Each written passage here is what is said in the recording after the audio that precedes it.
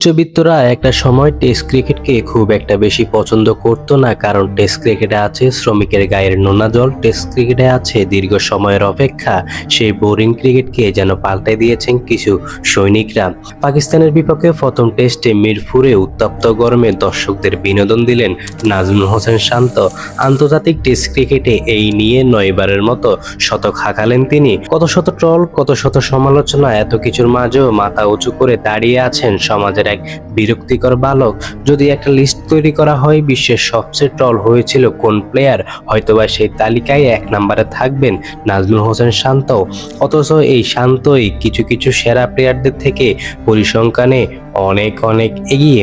মাঝে মাঝে সিনেমায় আমরা কিছু কিছু গ্যাংস্টারদের ভালোবেসে ফেলি। বাংলাদেশ ক্রিকেটের সেই গ্যাংস্টার নিঃসন্দেহে নাজমুল হোসেন শান্ত। শুরুটা হয়েছিল শাহিন শাহ আফ্রিদির ওভার দিয়ে। প্রথম ওভারে এসে 8 রান দিয়ে বসেন এই পেসার। শুরু থেকেই বেশ আত্মবিশ্বাসী দেখা গেছে মাহমুদুল হাসান ও সাদমান হোসেনকে।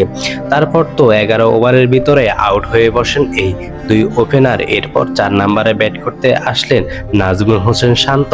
এসেই টেস্ট ম্যাচকে ওয়ানের মতো করে খেললেন নাজমুল হোসেন শান্ত এবং মমিনুল হক।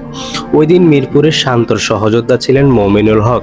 91 রান করে আফসোস নিয়ে মাঠ থেকে বিদায় হন তিনি। 77 এভারেজে 130 বলে 101 রান করে আব্বাস আফ্রিদির বলে আউট হয়ে ফিরে গেলেন তিনি। কিভাবে বাজে সময় দলের দায়িত্ব নিতে হয় সেটা হয়তোবা শিখে গেছেন ক্রিকেটাররা। এর আগেও নিউজিল্যান্ডের বিপক্ষে ওয়ানডে সিরিজে চাপের মুহূর্তে দায়িত্ব নিয়ে গেছেন তারা। সবকিছুই যেন তামিম ইকবালের অবদান। দেশের ক্রিকেটকে কয়েকদিনের ভিতরে পরিবর্তন করে ফেলেছেন এই সাবেক ক্রিকেটার।